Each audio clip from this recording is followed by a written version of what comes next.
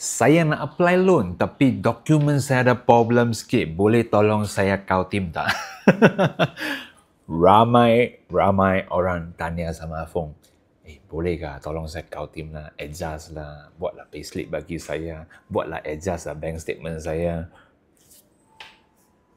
Surrender. Tak tahu macam nak buat. Okeylah, hari ni saya nak cakap pasal tajuk yang ni lah. Ada banyak customer masih lagi tak sedar lagi.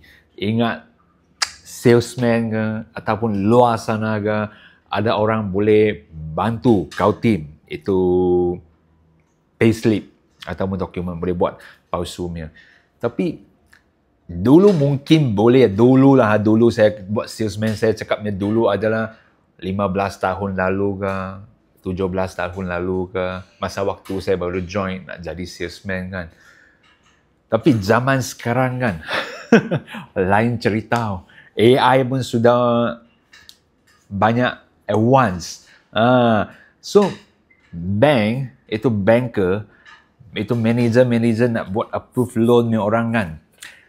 Mereka kalau nampak ni barang mesti tahu mereka bukan sini tak okey. Pandai baru boleh jadi manager. Pandai baru boleh bagi loan approve. So, kenapa hari ni saya nak bagi cakap yang ni kan? Nombor satu, Afong memang tak boleh kau tim. Nombor dua, kalau dekat luar sana kan, ada orang boleh kata, boleh kau tim. Jangan pergi percaya. Sebab pernah dengar ada customer saya ada kena macam tu. Lepas bagi duit, minta kau tim kan, last kali loan pun tak boleh kau tim. Yang ni video kan nak bagi satu alert lah, ambil satu perhatian. Jangan ingat rasa nak beli kereta ke, atau nak beli rumah ke, atau nak pinjam personal loan ke, nak buat credit card ke, macam-macam kan. Dengar ada orang kata boleh kau tim saja kan, berhati-hati ya. Sebab kenapa? Bagi saya pandangan, tak betul kata betul kan. Kalau hari ni saya Afong sebagai bank punya itu manager, ada kuasa kan untuk bagi approvekan loannya kan.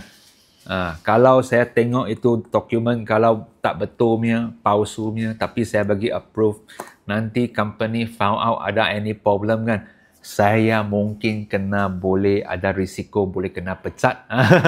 So, okey ke saya mau fight ke tak mau fight ke? Bagi saya tak maulah, saya tak berani lah. So, mungkin luar sana pun tak berani lah. So, video ni kan adalah nak bagi perhatian. Sebab ada orang kena dekat luar. Dengar boleh kau tim, bagi. Lepas bagi, orang hilang. Ada macam tu punya case. So, tonton dengan perempuan, tak nak tonton dengan perempuan kena jadi mangsa satu lagi. So, share ni video keluar, bagi sekeliling punya kawan orang tahu, dalam dunia ni, dalam Malaysia ni, tak macam dulu. Orang kata boleh kau tim ya. Jangan pergi percayalah. Okay, like, share, komen, dengan paling penting follow sama saya Afong. Terima kasih guys.